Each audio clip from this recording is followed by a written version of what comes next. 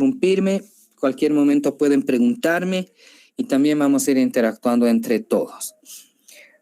Hoy vamos a ver una temática que sinceramente, queridos muchachos, analizando de forma personal como docente, es triste ver que ustedes en quinto año, el último año de la carrera, todavía tengamos tanto problema para poder inclusive hacer diagnósticos, para poder entender cómo se comporta la patología más frecuente y la que todas las especialidades tratan, como es la cardiología.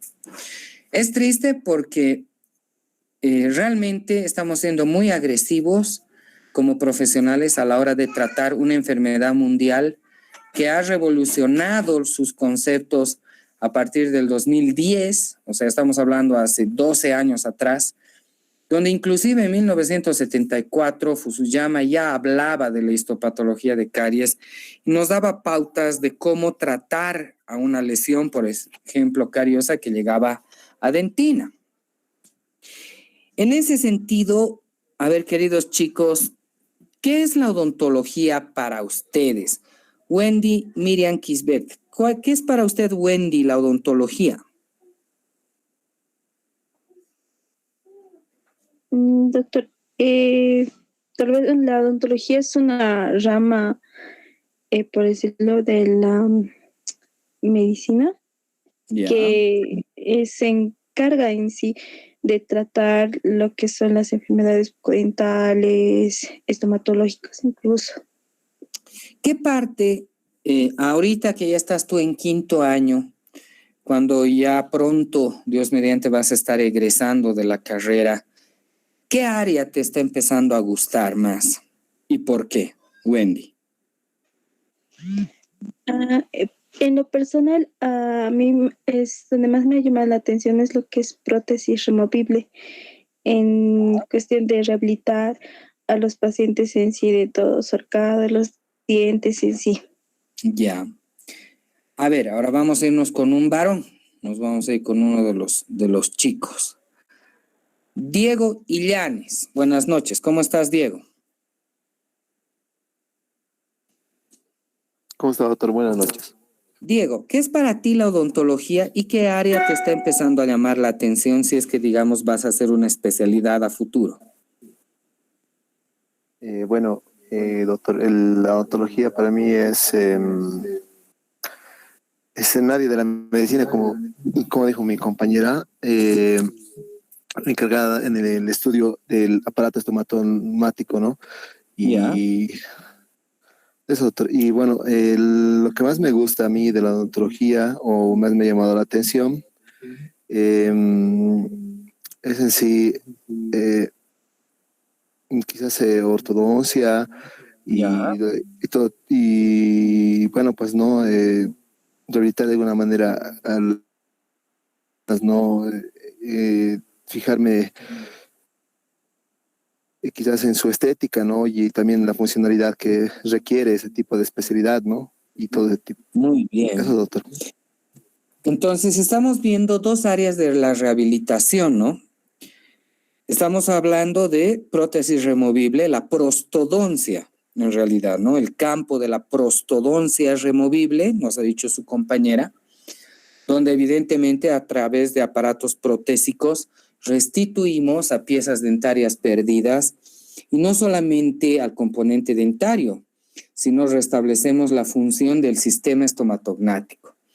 Si hablamos de la ortodoncia, más allá del restablecimiento de un buen arco, de buenos contactos oclusales, restablecimiento de una oclusión en relación céntrica igual, sin la pérdida de dientes, salvo que sean exodoncias seriadas, pero más allá de todo es a través de una aparatología fija, donde se restituye la oclusión, seguimos hablando de una rehabilitación.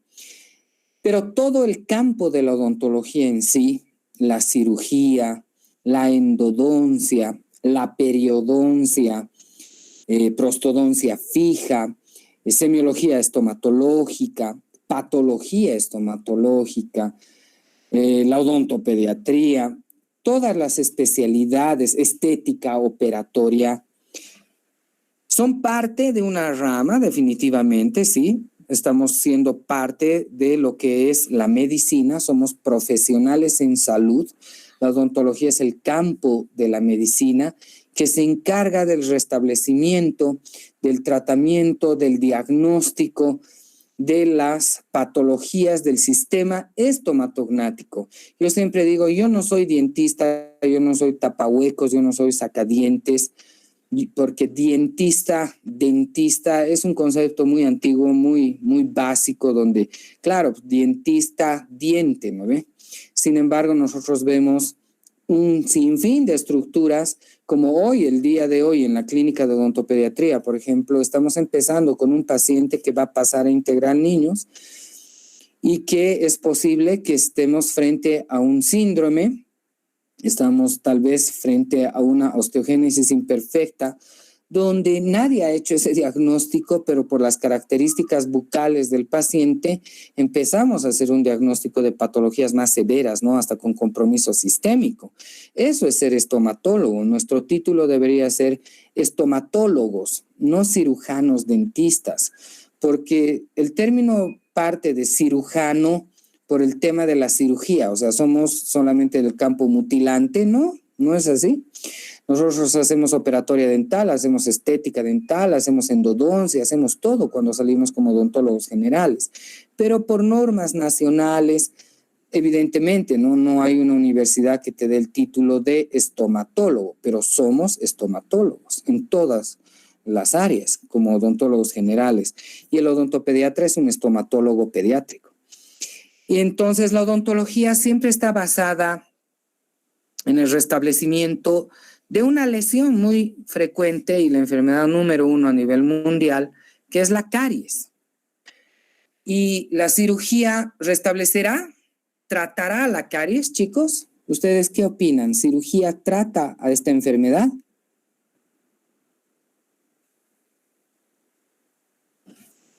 ¿Qué opinan?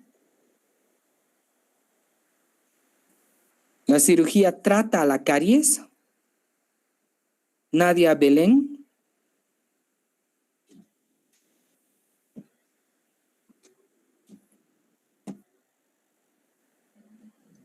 Doctor, buenas noches. ¿Cómo estás? ¿Tú qué crees, Nadia? ¿Qué opinas? ¿La cirugía trata a la enfermedad de caries? No, doctor. ¿Por qué no? La que trata a una enfermedad, a una lesión cariosa es la operatoria dental. Pero si me viene un paciente adulto o niño con una periodontitis apical crónica, un resto radicular, producto de una alta destrucción dentaria de la enfermedad de caries, la cirugía, ¿qué está haciendo? Nadie.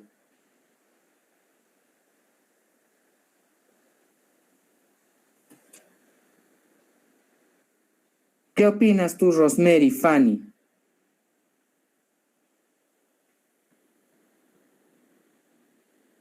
¿La cirugía tratará a la caries como enfermedad?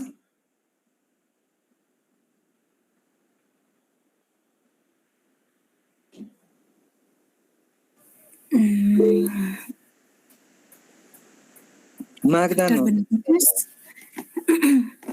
Tú, Rosemary, ¿qué opinas? ¿La cirugía trata a la caries, así como enfermedad? Sí, doctor. ¿Por qué sí, Rosemary? ¿Cómo fundamentas tus respuestas? Si nos equivocamos, estamos para aprender, pero hay que aprender a fundamentar nuestras respuestas. Lenny nos dice no. ¿Tú por qué sí, Rosemary?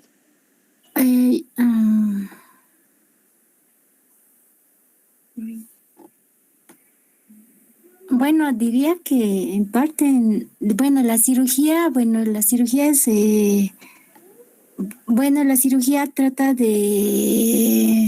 se trata de extracciones, ¿no? Pero bueno, en el campo, como dijo mi compañera Nadia, sería en el campo de la operatoria. Bueno, se divide en varias ramas la odontología. Como dijo mi compañera, entonces sería, yo me equivoqué, no sería la operatoria en este caso. Pero un resto radicular, ¿cuál ha sido su origen para que llegue a resto? Esto sería la caries, lo que queda es uno de la caries. Claro. Avanzando. O sea, nosotros tenemos un mal concepto de lo que es la enfermedad de caries y el producto de la enfermedad de caries, que es una lesión cariosa. La enfermedad de caries es una enfermedad dinámica, ¿sí?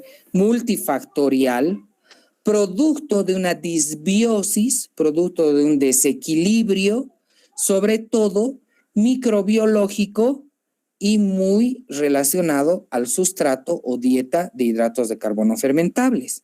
Así son los nuevos conceptos de caries. Es una disbiosis. Cuando se habla de una disbiosis, quiere decir de que los componentes de un sistema ecológico como ser el biofilm sufren un desequilibrio. A eso se denomina disbiosis. Y es microbiológicamente azúcar dependiente esta enfermedad. Sin azúcar, las bacterias no van a producir su metabolismo de producción de ácidos y desmineralización de la estructura dura del diente. Pero cuando ya va progresando esta enfermedad con alto componente destructivo, por eso estamos llegando acá a ver, por ejemplo, esto es una representación artística de una lesión cariosa profunda con inclusive lesión de caries y una lesión cariosa radicular.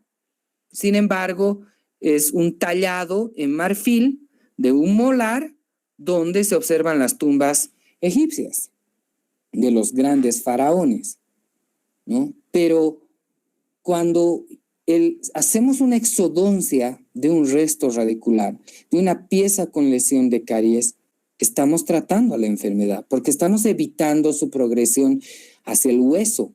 Estamos evitando de que este resto radicular se sobreinfecte con un proceso abscedoso, llegue a una celulitis, llegue a un flemón, a una osteomielitis, que se pierda hueso o que inclusive comprometa la vida del paciente. Todas las especialidades, queridos muchachos, todas las de la odontología tratan a esta enfermedad. La endodoncia, claro que sí, porque la patología pulpar es producto de una lesión cariosa penetrante que compromete al tejido pulpar. La prostodoncia, claro que sí trata la caries porque está restableciendo a las unidades dentarias perdidas y generalmente, ¿por qué? Por caries. La prostodoncia removible, la prostodoncia fija trata la caries. La ortodoncia tal vez no trata la caries, salvo que cuando se hayan perdido dientes, la ortodoncia va a restablecer el arco, la oclusión, la dimensión vertical perdida, etc. La rehabilitación oral, claro que sí, que rehabilita todo el sistema estomatognático. La periodoncia trata como no directamente, pero trata indirectamente a la enfermedad de caries para hacer el control de biofilm.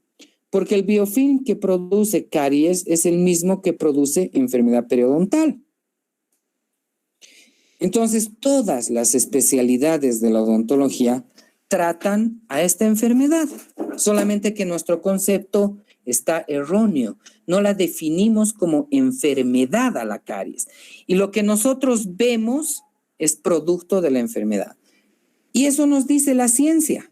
Entonces, la odontología actual no es solamente eso hermoso del campo de restablecimiento estético, de la removible, de la fija, lo bello de devolver la armonía óptica y estética al sistema estomatognático.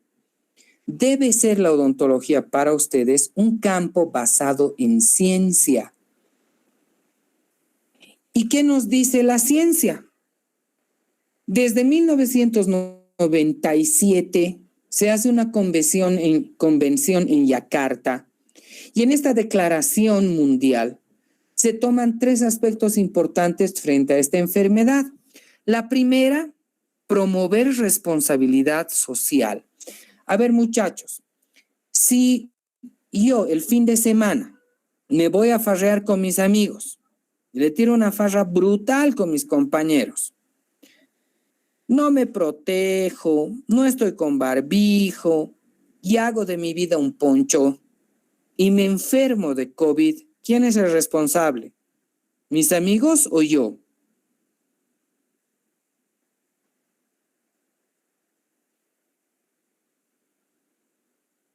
Muchachos.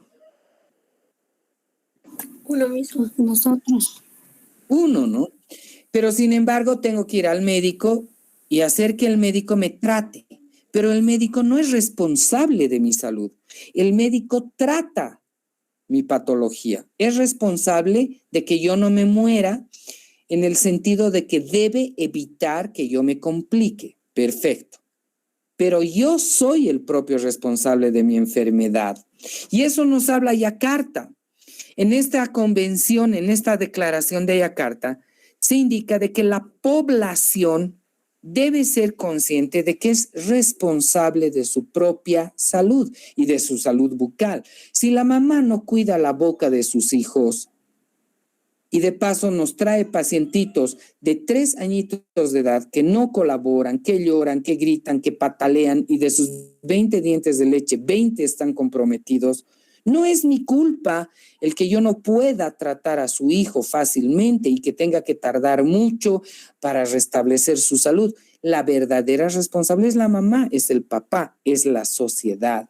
Pero la sociedad hasta el día de hoy, desde 1997 hasta el 2022, no es consciente de aquello. Luego, otro punto que ya se hablaba en Yakarta es aumentar inversiones para el desarrollo, para la promoción, prevención y tratamiento de las enfermedades bucodentales. Y aquí en este cuadro del año 2000 se observa lo que es el presupuesto del Tesoro Nacional de Bolivia, donde para salud solamente de todo el dinero de nuestra nación se invierte un 3% en salud, y de ese 3% en salud iba una parte a odontología. Hoy ha subido, si no me equivoco, al 10%. Entonces, imagínense, con 10% de dinero que invierte el gobierno, sea cual fuere, que el más, que el menos, que el MNR, que el ADN, porque este problema es de toda la vida, ¿sí? Con 10% del Tesoro Nacional de la Nación en salud, no se hace pues absolutamente nada. Porque con ese dinero llega la UNSA para poder equipar nuestros sillones, recursos del IDH. No, es así. Entonces, eso llega a la UNSA, llega para que ustedes estudien, para que puedan solamente pagar 30 pesitos en una matrícula. Ese dinero va a los centros de salud para pagar a los profesionales. Pero sin embargo, en el campo, ustedes llegan a provincia y se encuentran en un pueblo donde no tienen ni siquiera sillón dental, no tienen instrumental, no tienen insumos, no tienen nada para ejercer la profesión. Pero esas políticas que se piden a nivel mundial no son cumplidas. Otro, asegurar infraestructura para la promoción. No es solamente maquetitas, no es solamente tener trípticos, rotafolios y sonceras para ir a las escuelas y decir, lávate los dientes, no consumas dulces, ¿cuántas veces al día te tienes que lavar? 3. Esa es una falsa promoción. La verdadera promoción y prevención en salud parte de verdaderos programas donde tú deberías ir frecuentemente 3 veces al año a la misma escuela para ver si han entendido, han aprendido profesores, cuidadores, padres de familia, los propios niños. Si has hecho técnica TRA, evaluar tus obturaciones con ionómero. Esa es una verdadera promoción en salud. Y en nuestro país, ustedes sí han hecho con la doctora Alcira. ¿Hay alguien del Grupo Bolivia? ¿Está alguien del Grupo Bolivia acá, chicos?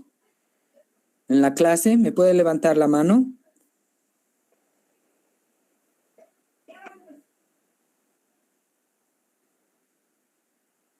Han hecho sus programas preventivos, ¿verdad? ¿Sí? ¿Se me oye? Sí, doctor. En sus programas preventivos, ¿ha habido el Grupo Bolivia? Sí. ¿Usted, Andrea, es de Bolivia? No, doctor, de Colombia. De Colombia. ¿Hay alguien de Bolivia que esté aquí presente?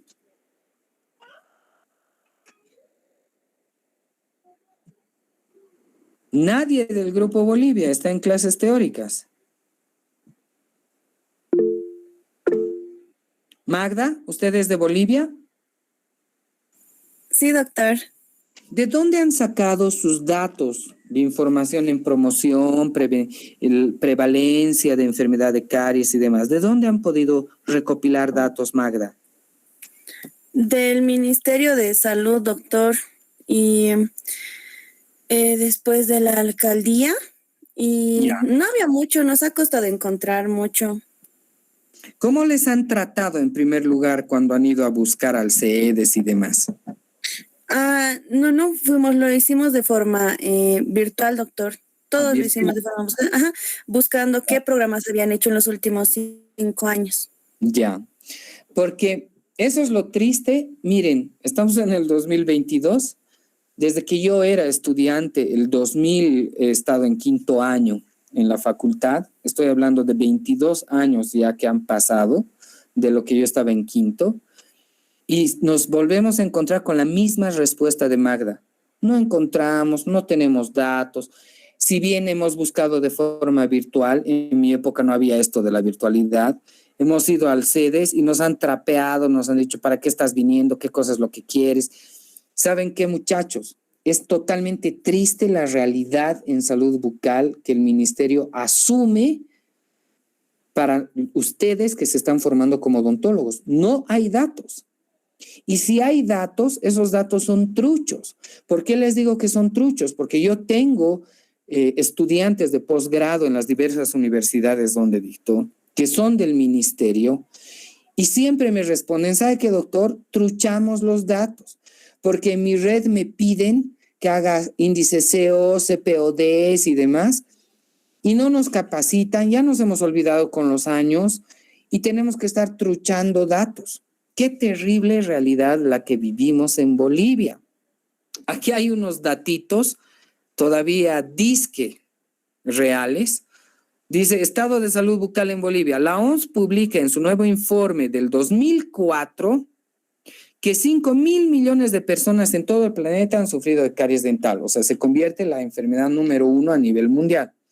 La mayoría de los niños, nos dice la OMS para el 2004, presentan signos de gingivitis, sangrado de encías. Entre los adultos son comunes las periodontopatías en sus fases iniciales.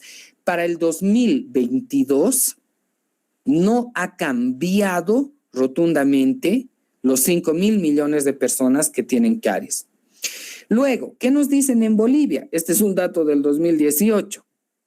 28 de febrero de 2018 sale en La Razón. Estimaciones del ministerio, o sea, ni siquiera datos reales, del Ministerio de Salud indica que 8 de cada 10 niños entre los 6 y 14 años de edad tienen caries. Estiman, no los muestran con datos reales. El programa en salud, en su 2º año consecutivo, indica el ministerio, se ha podido desplazar a lo largo y ancho del país 50 buses equipados para poder proporcionar tratamientos dentales en niños. Esos buses, queridos chicos, lo único que hacen son exodoncias con suerte, tienen algo de material y van de escuelita en escuelita a charlar, de comunidad en comunidad a hacer exodoncias y simples macanas que después ni siquiera las controlan. Entonces, esa triste realidad de los programas preventivos en Bolivia son una vergüenza. Y eso parte desde nuestra formación, porque nosotros como dentistas, entre comillas, salimos con pésimos conceptos del manejo de caries y no le damos la relevancia real a esta enfermedad. Cuando nosotros vemos esta imagen, ya empezamos a hacer diagnósticos, ¿no? A ver, Gisela Copa, ¿qué está observando en la imagen, Gisela?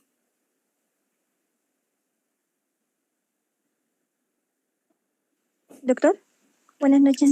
¿Cómo estás, Gisela? ¿Qué miras en la imagen? Doctor, observo una lesión cariosa en fosas y fisuras. Ya. Tú, Yasmín Condori, ¿qué observas en la imagen? Doctor, buenas noches. En la pieza dentaria yo observo una lesión de caries, En este caso, tal vez podría ser una inactiva en clasificación de IGDAS 3. Eso es tal vez, doctor. Bien, estamos empezando a hablar ya de diagnóstico. Marcos, Gary Calizaya, buenas noches. ¿Qué observas en la imagen, Marcos?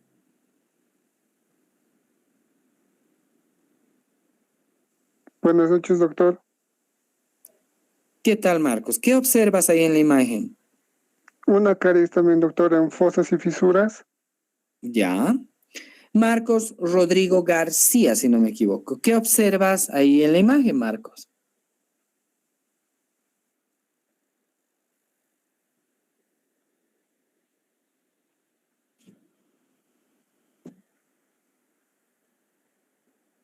Marcos Rodrigo. Caries detenida. Miren, con 4 compañeros de ustedes, los 4 me han dado distinto criterio primero de diagnóstico y 2 han estado incorrectos en su apreciación. Las muchachas nos han dicho lesión cariosa y los chicos nos han dicho caries en fosas y fisuras o caries detenida. Y los conceptos de decir veo caries es erróneo. Porque lo que estamos viendo en nuestra imagen es una lesión cariosa. Cuando nosotros observamos desde una simple lesión de mancha blanca en el diente, ya estamos viendo el producto de esta enfermedad, que es una lesión cariosa. La lesión cariosa es la manifestación clínica de la enfermedad. ¿Cómo entender aquello? Es como un infarto de miocardio. El paciente sufrió un infarto. El infarto de miocardio es una zona localizada de necrosis por obstrucción de un vaso cardíaco, una coronaria, etc. Pero lo que le pasa al paciente es que empieza a sentir dolor precordial, opresivo, irradiado hacia el brazo izquierdo. ¿Sí? Esos son los signos y síntomas de un infarto de miocardio. La enfermedad es el infarto, pero el dolor y hasta la muerte que le puede venir al paciente es la clínica. Entonces tú no ves el infarto, tú diagnosticas el infarto por los signos y síntomas que le viene al paciente. Y cuando nosotros vemos desde una lesión de mancha blanca hasta una cavitación, una pérdida de sustancia en el diente, no estamos viendo caries. Estamos viendo la manifestación de la enfermedad, que es la lesión cariosa. ¿Se entiende, chicos? ¿Vamos bien? Sí, doctor. Entonces, en ese sentido, está mal dicho caries en fosas y fisuras, caries en dentina, caries en esmalte, caries en la raíz, caries en la corona, caries por mesial. No, no podemos hablar de esa manera. Nosotros debemos indicar, en la pieza tantos observo una lesión cariosa. Y ahora la complicación es que ustedes han llegado a quinto y unos manejan IGDAS, otros manejan Montingham, otros manejan lesión cariosa por tejido, esmalte, dentina, con compromiso pulpar, sin compromiso pulpar, otros primer grado, segundo grado, tercer grado, y al final nos complican todos los docentes. Salimos al exterior y resulta que somos unos giles porque no sabemos cómo se habla afuera a nivel internacional.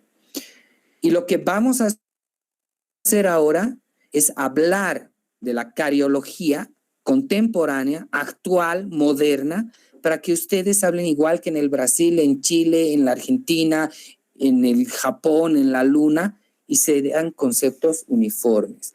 Entonces, cuando uno observa una pérdida de estructura o inclusive una simple lesión de mancha blanca, uno está observando una lesión cariosa, porque caries es otra cosa. Caries es la enfermedad.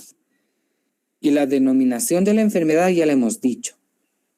Caries se define como una enfermedad dinámica multifactorial, disbiósica, producto de una interacción de microorganismos azúcar dependientes que van a producir una desintegración del componente inorgánico del diente, desestructuración del componente orgánico del diente, donde tiene hasta alto compromiso social, porque evidentemente pues la población de bajos recursos, de un grafar bajo, de un estatus social bajo, que no tiene platita para comprarse cepillo dental, crema dental con flúor, ir al dentista, porque no tiene plata y demás, y tampoco tiene un grado de educación bueno, tiene altos índices de caries, pues, porque no tiene los medios para prevenirla.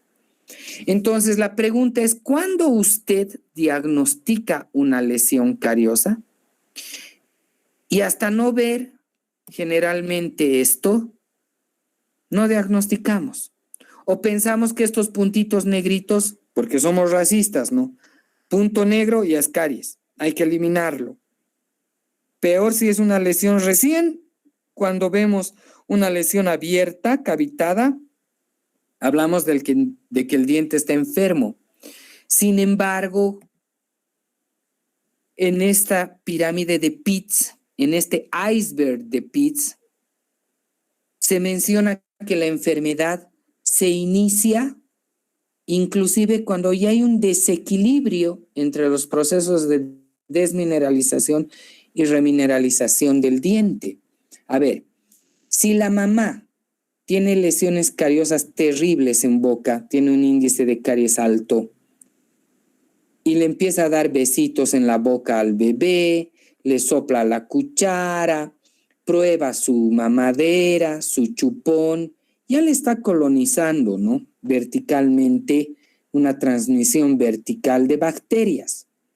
Entonces ya el bebé empieza a tener un componente bacteriano. Y como la mamá no quiere que llore, para que se calme le da mamadera y en su mamadera le pone lechecita con chocolate, le da juguitos azucarados y demás, ya empieza a desequilibrar un factor más, que es el azúcar.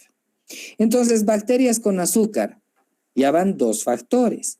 Y como llora y no se deja lavar los dientes, la mamá prefiere a que llore, no lavarle los dientes, porque pobrecito, se va a morir porque llore, no ve el hijito. Entonces, no le lava los dientes, le da dulces para sus caprichos. Y ya tiene muchas bacterias, y ya se ha producido un desequilibrio en ese bebé. Tal vez tiene los dientes ya en boquita, pero no porque no tenga lesiones cariosas significa que esté sano. Ese niño ya está enfermo, tal vez subclínicamente, porque ese esmalte ya está empezando a tener pérdida de minerales. No estaremos viendo a la lesión, pero subclínicamente esas bacterias ya están produciendo ácidos y cualquier momento va a aparecer la lesión de mancha blanca. Esta línea que nosotros observamos acá es como el océano. Vamos a hacer de cuenta la película del Titanic. El Titanic estaba navegando por aguas gélidas, introduciéndose hacia el océano, y los vigías que estaban arriba en el barco empiezan a chequear con sus binoculares témpanos de hielo. Solamente van viendo estas puntitas y le dicen al capitán, ¿no? Capitán, nos estamos acercando a un área de témpanos de hielo. Y el capitán, ¿qué les dice? ¿Son grandes o son chiquititos? No, no están tan grandes. Allá pues nosotros tenemos el megabarco, no nos va a pasar nada. Más bien aumenten la velocidad, aumenten el fuego en los calderos y vamos a pasar chochos. Sin embargo, pasa el Titanic y solamente se veía esta punta y no se veía la base del iceberg. Y el iceberg había sido tan gigante que perfora la coraza del barco. Entonces es lo mismo cuando nosotros diagnosticamos y recién le damos como enfermo al diente, cuando inclusive ya vemos cavidad en esmalte, peor si es cavidad de dentina y peor si es compromiso pulpar. Acá la enfermedad ya es irreversible. Aquí ya no puede ser tratada preventivamente. Aquí ya tiene que ser restaurado el diente o hasta extraído. Y nos formamos tan mal porque hasta no ver la lesión de mancha blanca o hasta no ver el hueco, no diagnosticamos a este paciente como enfermo. Cuando el paciente realmente está enfermo, antes de que se produzca la lesión de mancha blanca. ¿Vamos bien? ¿Vamos entendiendo el iceberg de Pitts, muchachos? Sí, doctor. Cualquier rato me interrumpen. Entonces, empezamos a aprender a esta enfermedad con simples esquemas tradicionales como el esquema de Case, ¿no? El esquema tradicional, la triada de Case, nos dice que tenemos al huésped, donde está el diente y la propia saliva, o sea, los propios componentes de la persona. La microbiota, representada por ese biofilm, por esos microorganismos, y la dieta, ¿no? Que es el sustrato. En un inicio se pensaba que solamente estos tres factores en desequilibrio producían la enfermedad. Es un esquema muy tradicional, muy básico, pero sin embargo hoy en día se lo considera como factores primordiales de la enfermedad, pero no únicos. Son primordiales porque evidentemente sin diente no hay enfermedad de caries, no hay desmineralización. Sin bacterias tampoco hay enfermedad de caries. Controlado el biofilm, no hay quien produzca ácidos. Pero para que estas bacterias produzcan la desmineralización en el diente, tiene que existir un sustrato. Y ese sustrato es el azúcar. Son los hidratos de carbono fermentables. Son la dieta. Pero a todo esto también hay otros factores reguladores. Hay factores secundarios que hoy en día se hablan, ¿no? Ahí está el factor socioeconómico, está la educación, está el factor ambiental, enfermedades sistémicas. Hay un sinfín de múltiples factores que van a producir la enfermedad. Entonces, ya este esquema de Case, luego Miles, Uribe, Chavarría y Priot incorporan otros factores como la edad y el tiempo. Hay una edad real para sufrir la enfermedad de caries y la edad más crítica es la primera infancia, porque es en los chiquititos donde se establecen patrones alimenticios, donde se incorpora a la dieta el azúcar. Y cuando hablamos de azúcar, no estoy hablando solamente del azúcar refinada, estoy hablando inclusive del azúcar oculta. Es que ¿sabe qué, doctor? Mi hijo no consume azúcar. ¿Y qué le pone en la mamadera? Pilfrut. Pero el pilfrut es azucarado. Es que mi hijo no consume azúcar, pero come masitas, donas, come pastelitos. Eso es azúcar oculta. Entonces, donde se instauran los hábitos dietéticos y es un alto riesgo y alta prevalencia de caries, por eso va la edad, es en la primera infancia. Y luego, en el adulto mayor. El adulto mayor ya empieza a bajar cantidad de saliva, que la saliva es protectora, empieza a adquirir nuevos hábitos alimenticios y entonces otra vez viene el desequilibrio y el adulto ya empieza a ser de alto riesgo de caries. Pero un factor regulador es el tiempo y el tiempo está relacionado a la frecuencia. A ver, yo puedo consumir al día, todos los días, un chupete, pero le doy mi chupetito a media mañana, nada más. No le doy a media tarde, no le doy en la noche y el resto del día no estoy expuesto a azúcares. Mi frecuencia es baja. Pero este otro chiquitito consume en su mamadera toda la noche 3 mamaderas de leche azucarada. Su desayuno sigue siendo leche con azúcar, pan con mermelada. Se va al colegio o al kinder y en su merienda son unas galletas chocolatadas y en el almuerzo otra vez un jugo azucarado y en la tarde y en la noche y su frecuencia es alta.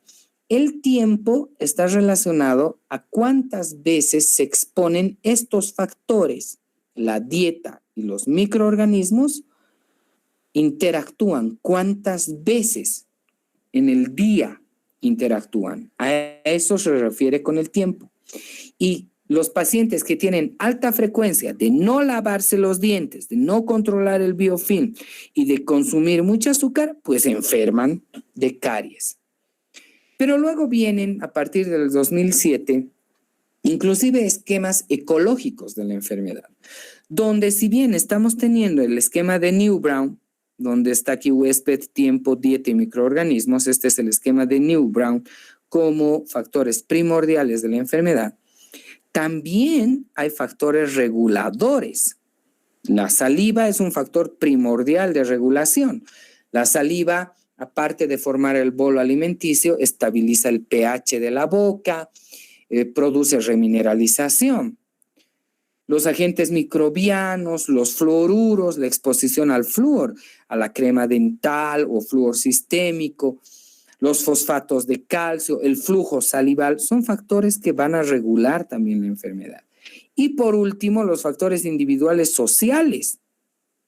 El estatus social de la familia, la economía, la actitud frente a medidas preventivas de la familia, el comportamiento sobre salud oral, la orientación que tenga, la educación, el poder tener un seguro de salud, etcétera, son factores influyentes. Por eso se habla de que la enfermedad de caries es multifactorial. ¿Vamos bien, muchachos? Sí, doctor. Ahora, esta enfermedad, uno dice, pero de caries nadie se muere. Falso. Falso de que un paciente no pueda morir por caries. Esta enfermedad tiene múltiples impactos. Un impacto que tiene esta enfermedad es económico. Hemos dicho, para que se formen profesionales en salud de las universidades públicas, la UPEA, la San Simón, la Saracho, la San Francisco de Asís, la René Moreno, la UNSA, necesitan que el gobierno invierta, ¿no?, con recursos del IDH para el centro de estudiantes, para los docentes. Le cuesta pues plata al país formar profesionales y al paciente le cuesta ir a hacerse curar. Necesita de dinero para ir a hacerse curar. Y al profesional ya egresado le cuesta dinero curar la enfermedad. Tienes que tener consultorio, tienes que pagar tu alquiler, tienes que pagar tu luz, tu agua, tienes que comprar materiales, tienes que comprarte sillón, insumos. Es de alto impacto económico en todos los sentidos. Pero, ¿se puede morir un paciente por caries, muchachos? ¿Podrá llegar a la muerte un paciente por esta enfermedad? ¿Ustedes qué opinan?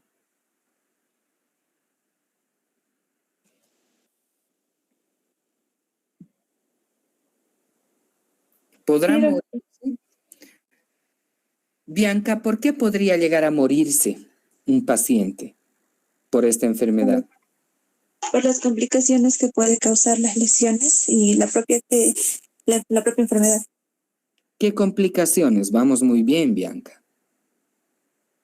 Bueno, podría, por ejemplo, causar alguna enfermedad periodontal y esta podría extenderse más, causando así, digamos, como mencionaba hace rato, algún compromiso ya sea infeccioso con el hueso, alguna osteomelitis y Ya.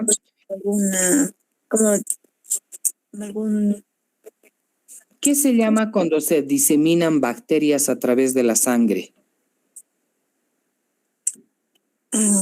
¿Cuál es el término? Sepsis. ¿No ve? Bacteremia, sepsis. Claro que puede llegar a la muerte un paciente. ¿Qué pasa si le viene un proceso abscedoso terrible a este paciente? Endocarditis bacteriana, perfecto. ¿Qué pasa si a este paciente le viene un absceso así terrible y estas bacterias migran por sangre a todo el organismo y se da un proceso séptico?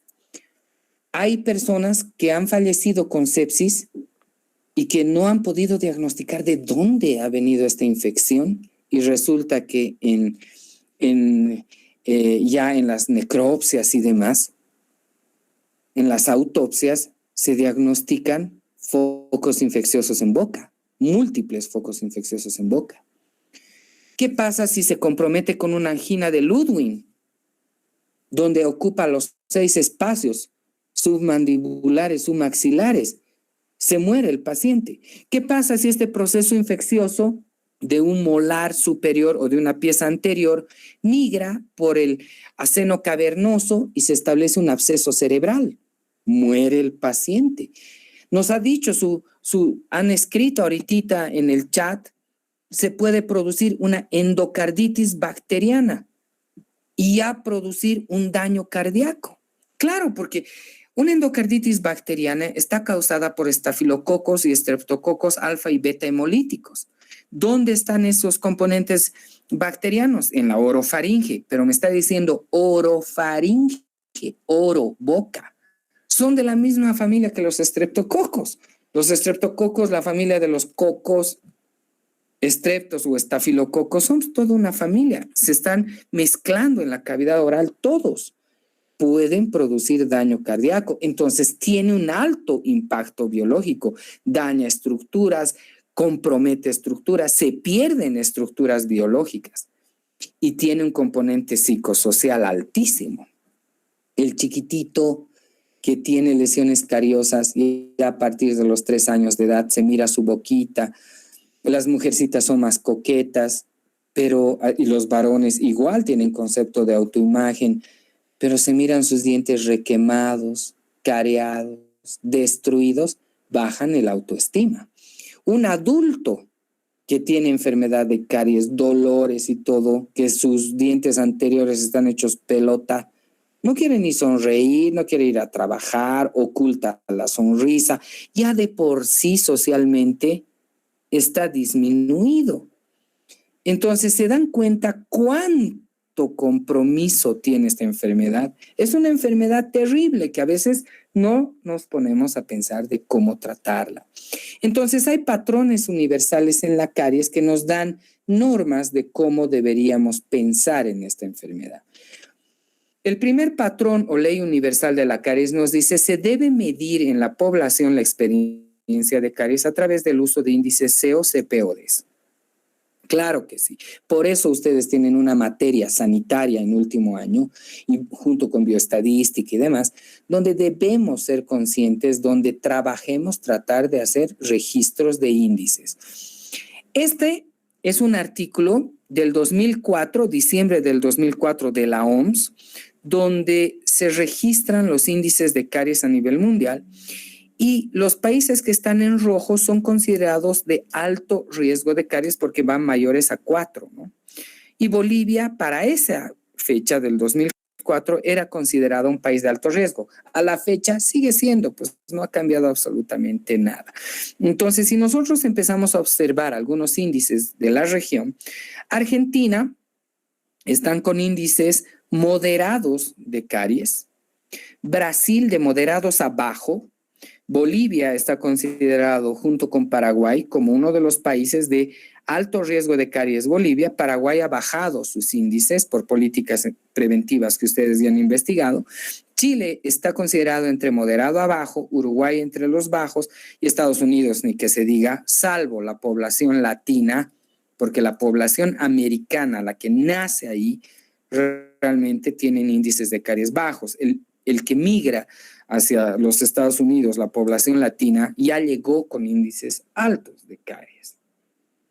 Otro patrón universal de caries nos dice que las tasas de progresión de desmineralización en el esmalte dentina varían según el CPOD. ¿Qué quiere decir?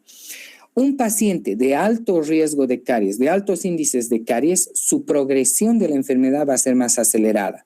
Claro, porque su boca está totalmente ácida. Mientras más dientes tengan lesiones de caries, la boca es más ácida y entonces la progresión en esmalte y en dentina es más rápida. Un paciente de bajo riesgo de caries, las enfermedades progresan más lentamente. También nos dice que una lesión proximal progresa 3 años del esmalte a la dentina en un diente permanente. Entonces, si yo veo en un niño una lesión proximal, Es terrible porque 3 años ha tenido que tardar en llegar del esmalte a la dentina en un diente permanente. En un diente de leche que tiene un esmalte más delgadito y una dentina más delgadita, la progresión es rápida.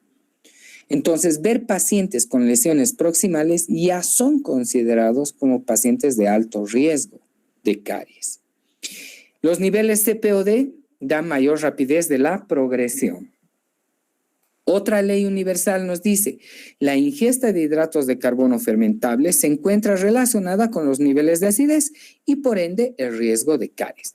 Ahora miren, estas barras son los países considerados de alto consumo de azúcar. Alto consumo de azúcar. Argentina es considerado un país de moderado o alto consumo de azúcar. Brasil es un país considerado de alto consumo de azúcar, pero sin embargo sus índices son de moderados a bajos. ¿Qué ha pasado ahí? ¿Por qué? Si el Brasil consume más azúcar que Bolivia, porque aquí está Bolivia. Bolivia es de bajo consumo de azúcar en comparación a Brasil, pero Bolivia es de alto riesgo de caries. Entonces uno dice, ¿qué es lo que pasa? Que no solamente es el azúcar el responsable de la enfermedad, sino hasta los temas sociales. En Brasil, ¿hay alguien del país de Brasil acá? ¿Hay alguien del país Brasil, chicos? ¿Michelle?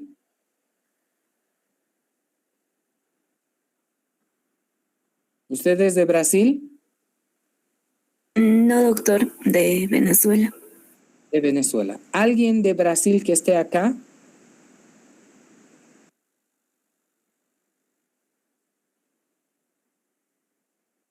¿Nadie está de Brasil? Doctor, aquí. Maritza, en lo que tú has averiguado de tu país o con tu grupo, ¿cómo son los índices de caries de tu país y qué política preventiva tiene el Brasil? Así en resumen, Maritza. Bueno, doctor, algo importante que hemos rescatado del país Brasil es que tienen una política en ahí que tenga la fluorización de agua. Exacto. Y con eso han disminuido la tasa de caries. Muy bien. Se dan cuenta por eso, si bien en la diapositiva nos dice la Ley Universal de Caries, que es la ingesta de hidratos de carbono fermentables relacionados al riesgo de caries, Brasil puede tener alto consumo de azúcar, pero dentro de sus políticas preventivas se ha fluorizado el agua.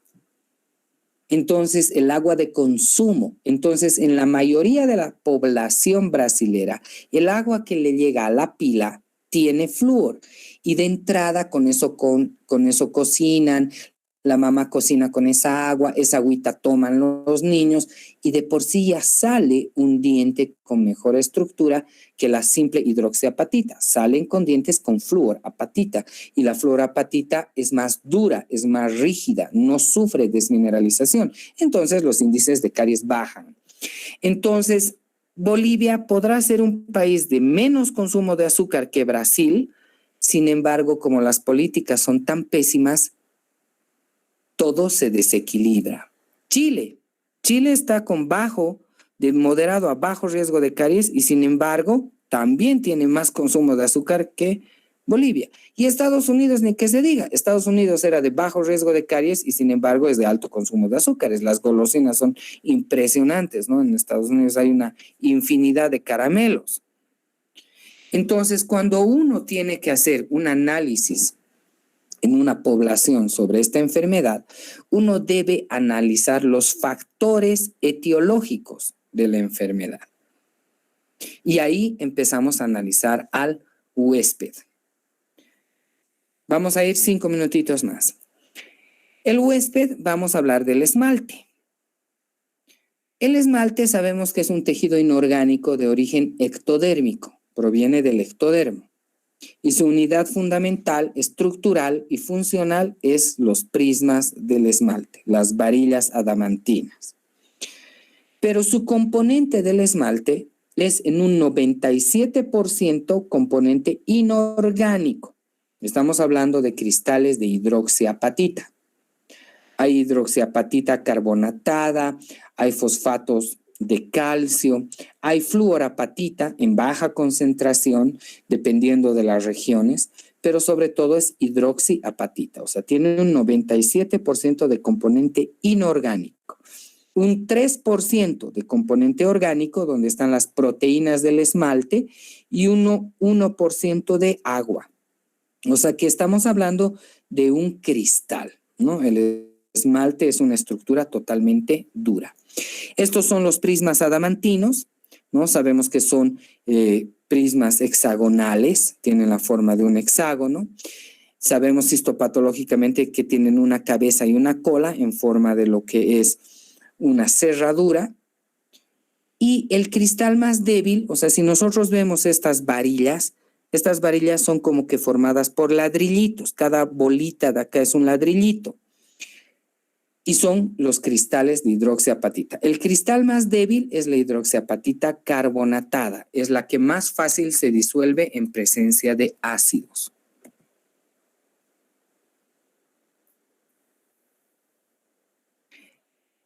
Entonces, ya hablar de la histopatología de caries es hablar de las zonas histopatológicas de caries en esmalte, que son la histopatología de Darling. Aquí vamos a parar, muchachos. La siguiente clase voy a continuar con histopatología de caries. Nos vamos a extender a unas 2 clases más teóricas, ¿sí? El día jueves o viernes vamos a coordinar bien la clase teórica. Vamos a seguir hablando de histopatología de caries en esmalte, histopatología de caries en dentina, y luego ya vamos a ir a diagnóstico de caries, donde vamos a valernos del IGDAS. Ese es nuestro diagnóstico real internacional que se maneja, ¿no? Los criterios IGDAS, los criterios PITS, radiográficos de caries. Pero por hoy vamos a parar acá, ¿ok? ¿Alguna duda, alguna pregunta de esta introducción sobre cariología, muchachos, que tengan?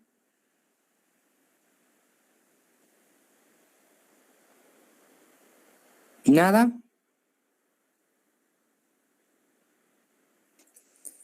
Doctor, todo claro, gracias. Ok, texto de referencia. Texto de referencia para el examen.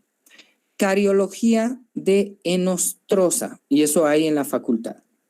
Ustedes pueden ir a la biblioteca de la facultad y el texto de referencia es Cariología de Enostrosa, de Gilberto Enostrosa. ¿Ok? Muy bien, queridos muchachos. Entonces nos estamos viendo para la siguiente clase. Por favor, hasta el día de mañana en la noche máximo, su representante ya debe mandar